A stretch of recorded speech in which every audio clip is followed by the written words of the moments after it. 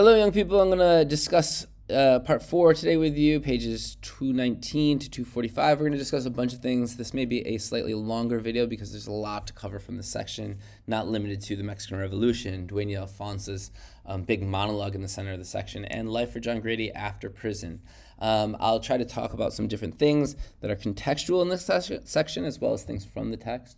A lot of that has to do with the Mexican Revolution. I will do my best with that, though I will admit I'm not necessarily an expert on the topic. And I will do my best to limit my poor Spanish accent and hope that you can bear with me in regards to that. Big section of this text is related to the Mexican Revolution. This is a war that lasted, a segment of time in Mexico that lasted from 1910 to 1917 and ended with the creation of the Mexican Constitution. A lot of it is based in farming and agriculture, and it brings about a lot of new changes, political, economic, and social in Mexico. It prohibits slavery, it brings about 8-hour labor laws, minimum wage, big changes specifically to workers' rights in the area. Duane Alfonso mentions her history as a Spaniard whose family then moved to Mexico, and she talks about a key quote here, that in the Spaniard's heart is great yearning for freedom, but only his own, a great love for truth and honor in all its forms, but not in its substance, and a deep conviction that nothing can be proven except that it be made to bleed virgins, bulls, men, ultimately God himself. This is part of a lesson that Duane Alfonso gives John Grady about the realities of life, her family's, and her country's. She mentions that even at the time of the events in the story, women do not have the right to vote, but society and culture in Mexico is very important. Her family are Spanish settlers. They were romantics. They believed in the idea of things, but not their reality. And it is mentioned in this quote. This includes freedom, truth, honor, courage, violence, sex, all of these things that were romanticized throughout the history of her family. We can see that this would help her create a connection with John Grady, who is another romantic, but also cause her to be a little bit wary of him, because as we find out, their history is not one that is particularly rosy. It is a painful history. And so she says to John Grady, I will tell you the history of Mexico, the real history of Mexico, not the romantic version of the life that he thought Mexico would be. There are some key figures here related to the Mexican Revolution. I will talk about them relatively quickly. Diaz here is the first dictatorial leader of Mexico from 1876 to 1911. It was a time in Mexico of economic prosperity, but for very few. There was great inequality for the lower class. The rich of Mexico at the time were largely foreign people who owned national capital, owned space and ranches and farms, things like that. They had most of the money. Most of the people had very little. There was extreme poverty at the time. Diaz promised to leave office, but he rigged elections frequently. There was a lot of corruption, especially with foreigners and his friends who seemed to do well during his leadership. In 1908, he encourages that Mexico find a replacement for him, and he leads Mexico until he resigns in 1911, at which time he is exiled to France. He dies in France in 1915. He is replaced by Francisco Madero. Madero is the sort of democratically elected leader who was elected to replace Diaz in 1910. He's very popular with the Mexican people, but Diaz sort of captures him. Diaz declares victory in the election, and Francisco leaves for the United States. He returns in 1911, and he returns, as Duane Alfonso says, with weapons. He comes to lead a revolution against Diaz, and in 1911, free elections are celebrated, at which time he takes power. However, many of the promises he made were around agrarian reform, and he had trouble enacting those, which brought about challenges in the form of other types of revolution. One of those figures who participated in some of these revolutions was Huerta, who Duane Alfonso clearly has very little regard for. He was a militant figure. He was brought to Francisco as a traitor. He was an accomplice in the uprisings that then went on to bring Francisco Madero down. He executes Madero. He takes power. He dissolves the freely elected departments that were created. And for 3 years he reigns until he resigns in 1914 and flees. Duane Alfonso tells us a bit of her family's bond with these two figures, Francisco and his brother Gustavo. Francisco was a romanticist. He saw how the world must become, not necessarily how it was. He built schools, gave out medicine, fed the hungry. With him in charge, everything seemed possible. Duane Alfonso talks about how it felt like there was an electricity in the air. Kind of an interesting callback to the moment where John Grady and Rollins leave for Mexico, and they describe themselves as thieves newly loosed in that dark electric. Both are romanticists with regards to what the future could hold for them. Meanwhile, Francisco's brother Gustavo was more of a realist. He was more of a practical person. He saw the world as it was. He is the figure that was most close with Duane Alfonso, and she talks about when these two figures returned to Mexico from their time in the U.S., they returned with guns, and they needed to prove themselves and their ideas, and as with many things in this book, they had to be proven through violence and through blood. The revolution was kind of a romantic idea, as is described by Duane Alfonso. It focused on how things should be, not how they were, but not in a necessarily bad way, that a bit of romanticism can motivate people to aim for an ideal. Duane Alfonso was one of these romantic figures. She was sent to Europe during this time, paralleling Alejandra and her education. And she too, Duane Alfonso, was impacted by this romanticism. And it was that same romanticism that sort of led to Francisco's downfall. His trust in the basic goodness of humankind was his undoing, and he was executed when Huerta took office, and Gustavo was brutally murdered in a mob after the change of hands. This is just a brief history. There is a video. I'm not going to play it here. I will post it in the notes so that you can watch it for a much more detailed version of the Mexican Revolution.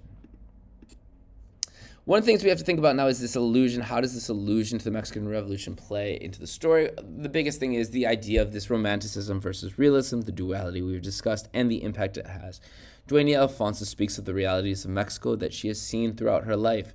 The extent of poverty in Mexico that she grew up with was beyond belief. People had nothing. John Grady, that is the real Mexico. Meanwhile, John Grady expected romantic tales of Comanche Indians, the Wild West. These things never really existed. The realism aspect of this is that the suffering that was caused causes a sudden change in the children of Mexico who lose their childhood as if visited to some terrible truth, an idea that we'll talk about more frequently in this section, an idea that deals with sort of the coming of age story that these children experienced. We have new themes developing throughout this section, and that idea is one that deals with concepts of fate. Fate is a complicated concept, but it's developed a little bit in this complex monologue that Duane Alfonso gives. John Grady sort of is talking with children at the beginning of this section before the monologue, and we see his contrast. He's more of an adult figure. He still has some youthful wanderings of earlier, but his scars bear his witness.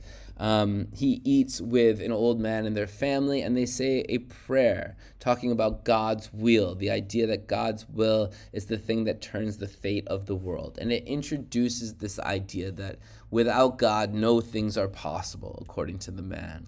The concept here is that humans cannot control the fate of the world. They can only bow down to it and show respect to those that can. That there are things and powers beyond our control, which is really the most simplistic way to define fate. Fate, in the concept we'll see here, it's not arbitrary. It's not something we have power over. These are powers that are beyond us, that have an impact on our world and the things that we do. When John Grady first returns to the ranch, he talks to Antonio, he talks to Maria, he tells them the basics of life on the ranch, but they don't tell him much more than that. They don't question what happens or why it happens. They just accept that all the things that have been happening at the ranch are part of a larger order of things, that they are sort of the result of powers that are beyond their control. Later, John Grady speaks with the vaqueros at the ranch. They speak without awe or surprise at the events he tells them. They sort of look at the role of fate as well. They understand that the fate and the context in which a country somebody is born plays a big role. This is especially important with regards to Rollins. They say they aren't surprised that Rollins went back to the United States, that being born in a certain country has an impact on who a person is. It defines one's character. And this is seen through their understanding of why Rollins would return home. All people bear with them the actions of their ancestors, the story of their land, and this creates an underlying order to all the things that are beyond our control. Rollins was born in the U.S., it impacted who he is, and that created a sort of order that he experiences later in his life. There's a metaphor here, an extended metaphor about a coin maker that Dwayne Alfonso speaks about. She speaks about how her father had this idea of the correctness of things. She's introduced here again as she as an antagonistic feature. She reveals some truth to John Grady as she leads into her monologue. That Don Hector knew about the Mexican Rangers, that Don Hector knew about John Grady's lies, that there were facts in play, that truths were in play, and those truths were that John Grady lied to Don Hector, he was involved with Blevins killed people in Encantada. These may not be John Grady's fault, but they are truths. And as John Grady sort of describes his role in this, Dwayne Alfonso goes back to the fact that these things happened. The reason they happened isn't necessarily as important as they happened. And this goes to her idea in her monologue that there is ultimately a pattern, a reason to the events that things happen, or that things are nothing more than random and meaningless events. One or the other. Is there a pattern, or are things meaningless? John Grady sees things in terms of God, but Dwayne Alfonso does not. She never mentions God. She mentions sort of that random events equal a meaningless life. And she introduces this concept of a coin maker. This is a common Cormac McCarthy motif, the idea of a coin leading to cause and consequence. In this case, we look at a coin maker picking a specific slug and putting it a specific way is the cause for events and consequences that come later as a result of that coin. If you think about it, if you flip a coin, it's going to land heads or tails. And whether the side that is up is heads or tails is a result of the decision of the coin maker as to which side was going to face up and down when he made the coin. It's a little bit of butterfly effect happening here. But the concept here is that original decision impacts further actions. If this is true, then humans have some agency over the actions that they take and the events that result. We have some control over the stuff that happens in our life. Dwayne Alfonso does not agree with this. She believes that it isn't one person's choice that creates a series of events, but a force that controls all events. And she talks about the idea of a puppeteer, which we'll discuss in a bit. We see the coin later on at the end of her monologue as the original agent of this butterfly effect, right? But Dwayne Alfonso has a certain ambivalence towards fate that she describes throughout this monologue. If fate is an external force, we assign a responsibility to it for later actions. Things happen as a result of fate. This is best described in the concept of like everything happens for a reason. We also try to take responsibility for human action through the choices we make. And what this does, according to Dwayne Alfonso, is she uses the word myopic. That she says that the coin maker was myopic and he sees the world according to himself. Basically, Dwayne Alfonso is doubtful about fate, our control over things, and the influence we have on actions, but also the influence that fate has on actions. She says that fate and responsibility also almost don't matter, though. The key thing is that people believe in them. If we believe that fate is the thing causing events, or if we believe in the idea that we are powerful enough to impact events, then the truth isn't really that important. Our belief is the thing that gives shape and meaning to our life. Believing in fate believes meaning there is a reason and an order. Regardless of whether there is or there isn't, we act as if there is, and as if there is a choice and that we have responsibility. And that is the important thing. Not the reality, the truth, but what we believe to be true, which goes along with many ideas we've seen about truth throughout the book. The captain talks about truth being malleable, being changeable. Perez talks about different ideas of what is true. Here, Dwayne Alfonso also talking about ideas of what is true. And in reality, she sort of hints at the idea that what we believe is more important than what actually happened. A lot of this comes from her history of Gustavo and all the bloody details in his story. Because of the bloody history of Gustavo and her closeness with him, she is willing to face the painful reality that constitutes Mexican history. John Grady, in his Romanticism, tried to hide or nullify that history. She says that that really can't be done. Mexican politics, history, and culture, according to her, are real, and we are forced to accept that reality. In her lesson to John Grady, she tells Gustavo's story as a way to show the threat of unchecked romanticism. Gustavo wasn't killed because of his perspective. He was killed because of the perspective of a romanticist, namely his brother. Gustavo was pragmatic. He tried to be pragmatic. But his pragmatism alone wasn't enough in light of the romantic ideas that led the people around him. This parallels with Rollins, right? Rollins faced a lot of pain and suffering in prison due to John Grady's romanticism. Rollins had tried to warn John Grady about the realistic perspective of things many times. He still had to suffer for it. We see similar parallels here with Alejandra as well, who Duane Alfonso is trying to protect from sharing in the tragedies that her family experienced. She recognizes John Grady's romanticism, and she knows because of the events that happened with Gustavo that even if Alejandra looks at things realistically, that another person's romanticism can cause her pain and suffering, and she doesn't want that for her niece. She says, in the end, we are all cured of our sentiments, and that the world is quite ruthless in selecting between the dream and the reality, even where we will not, between the wish and the thing the world lies waiting. This is a lesson to John Grady about growing up, that dismissing dreams results in that you have to dismiss your dreams or certain dreams at some point and accept reality. The greatest idealism is no match for the ruthlessness of the world. Duane Alfonso doesn't embrace reality as a productive thing or as a meaningful truth. It's just reality. It just is. And growing up is tragic, and growing up is inevitable, but we all lose our innocence through the ways of the world at some point. No matter what you wish or what is real, the world is the thing that is going to bring you to the truth.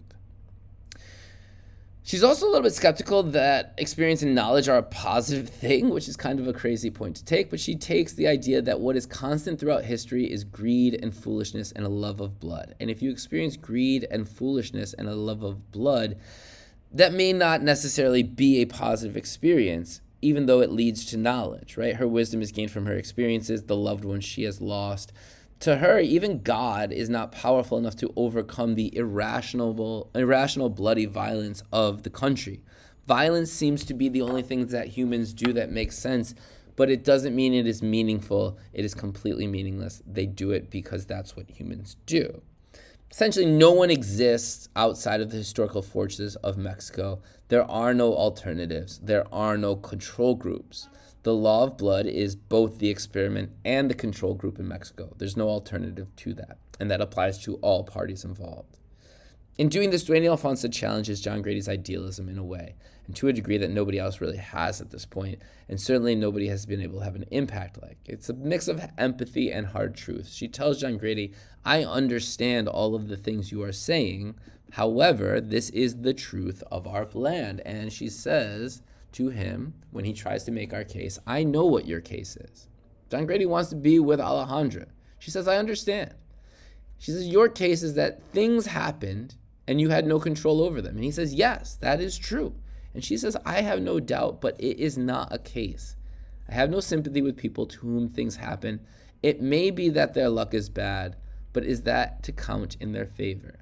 Duane Alfonso moves towards the end of her monologue here by saying that Alejandra is the only thing she is concerned with. It is everything in her life. She is older. She has nothing else that she really cares about besides this. And she is willing to give everything so that Alejandra can have a future that is not determined by the history and the culture of Mexico, because the people with whose future has been determined in that way have all been unhappy.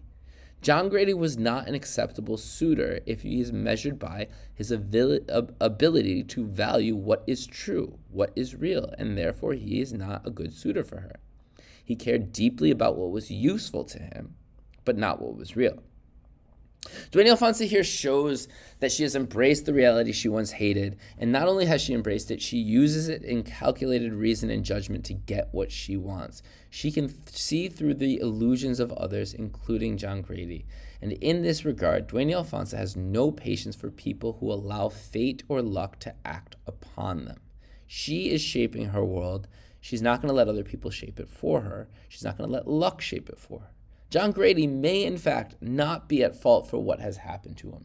It could be Blevins' fault. It could be the captain's fault. It could be Perez's fault. It could be anybody's fault. But that doesn't make him a good suitor for Alejandra. The fact that he has had bad luck is not a good thing, and it doesn't make him a good candidate to love and marry Alejandra. And for her, that is enough. An evolving theme that we have here, in addition to the idea of fate, luck, choice, these elements that we just discussed, comes with regards to the idea of suffering and the role that suffering plays in characters' lives in this section. This is touched on very early on in the section as John Grady is riding his horse through an apple orchard. He returns to the ranch. Summer is turning to fall. We're going from the height of a bloom to the beginning of a downfall. And as he's riding his horse, he's waiting to meet with Duane Alfonso. He begins to dream. And he's looking for meaning in his dreams. He's looking for this quest for truth. What is true in this world? Remember, Duane Alfonso told John Grady that dreams have meanings, and he's having dreams of Alejandra and Blevins. He's looking for the truth, but ultimately, as he looks for meaning in those dreams, he can't really find wisdom in them, nor can he find them elsewhere. He can't find answers externally. They must be found within. And he knows early in this section that he must confront Duane Alfonso. As he's riding through this apple orchard, the horse and he are trying these apples. They find them harsh and green and bitter. We have an allusion yet again to the Garden of Eden, a drawback there, right? The idea of a forbidden fruit. And as he tastes the apple in his form of Eden here at the ranch, it's bitter, it's rotten, it's gone. All that remains are ruins. And we see this when he stumbles upon the ruins of an old cabin, ideas that hint at a past where life had not succeeded. The section introduces to us the idea that things that may have been good may not turn out to be the way they want us to, and that we may have to suffer from them as a result to gain knowledge. Duane Alfonso touches on this when she talks about the children of Mexico, these children who lived in destitute poverty, the extent of which she did not know growing up. These are people who had nothing. She talks about people selling random ideas, hoping the person who lost them would show up. Their suffering, the suffering of the poverty of the country that this caused the children, created a sudden change in them. And she talks about how at the age of 11 or 12, they ceased being children. They lost their childhood overnight. They had no youth. They became serious. Duane Alfonso wasn't of their world growing up, so she didn't know what this was. She learned it eventually, as all characters learn it, all people learned it eventually. But at the time, Duane Alfonso had not experienced the same loss of innocence, the coming of age that these children in Mexico had due to the experiences in their life. She was similar to John Grady at first. She was idealistic. She was romantic. She was on his path originally. She understands his journey as a result. What these children knew was the suffering that caused them to learn the ways of the world.